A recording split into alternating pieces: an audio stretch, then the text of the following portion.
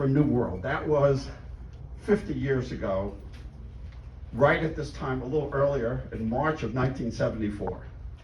And I started editing trailers and stuff with Joe Dante and John Davison, and we became very, very close friends, and we worked in the editing room alongside people like Jonathan Demme and Paul Bartel and Ron Howard, and just so many people, and that was the chance to make a movie.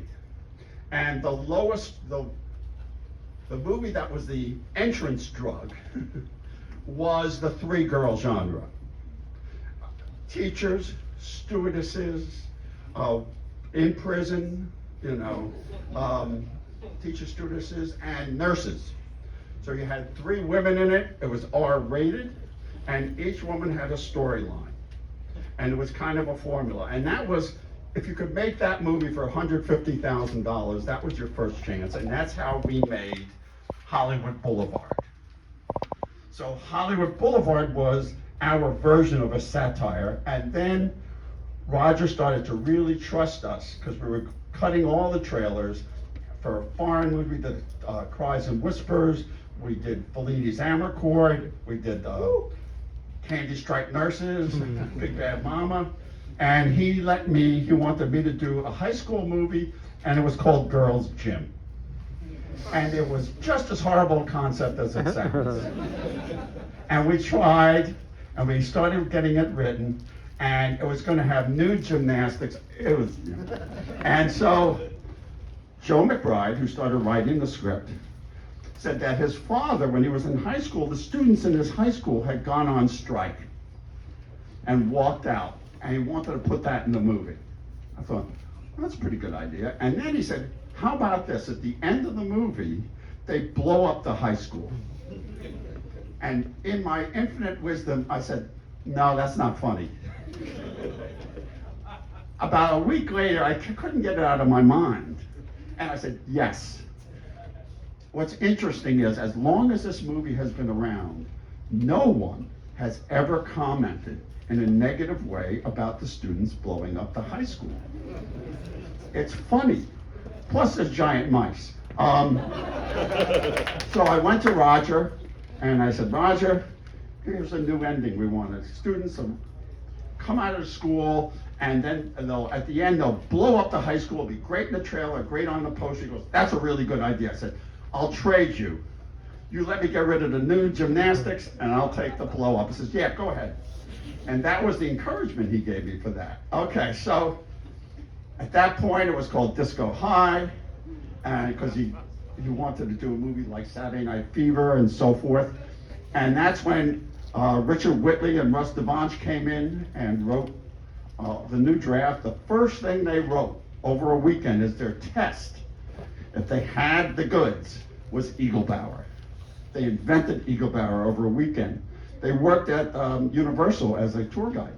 So we're ready to go, and I went to see the sneak preview of Halloween on Hollywood Boulevard on a Tuesday night, and that's where I saw Riff Randall and Dean Cundy, who shot it, and we knew we wanted PJ. She had read already, and so that was, once we had PJ, and then of course, once we had the Ramones, and the concept of the Ramones being the biggest band you can imagine, and the sexiest, that was the comic drive to it.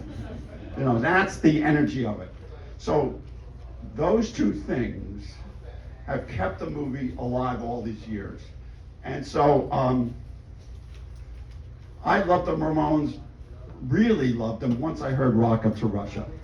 And also, I went to New York and spent the weekend with them, and I got to meet the Talking Heads. It was so cool. And a lot of stuff in the movie, like the love of pizza, that comes from that weekend. So, why are you here? Can I try my theory out? I think you're here because it's really stupid funny. No joke remains unrepeated, right, Richard? Right. All right. And Riff Randall has agency. Riff Randall stands up for what she wants to do and does it. And I think in the overall scheme of things, that's the lasting power of the movie, is that there's no other movies like it. And the presentation of the Ramones music is honest. And the Ramones really rock, and they're really funny in their own sort of universe. Why are you here? I love the Ramones. How about you? I also love the Ramones, and I love this movie. Okay, so how many here like always tell their friends about the Riff Randall character?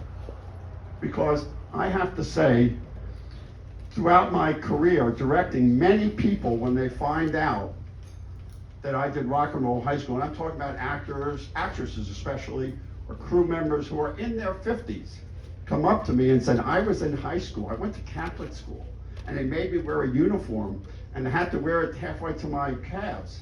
And I saw Rock and Roll High School, and I hiked up, and we sang Ramones songs, you know, whenever the nuns were not looking. So that's kind of, I think that's why we're here, you know. So I won't tell any more anecdotes about stuff you've read in all the millions of interviews. So enjoy the movie, you know, and I'm glad it's still playing. Thank you.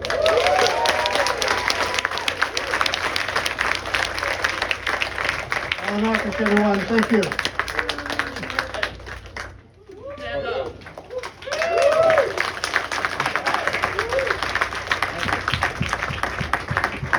5 years, Richard has never missed a performance of this movie.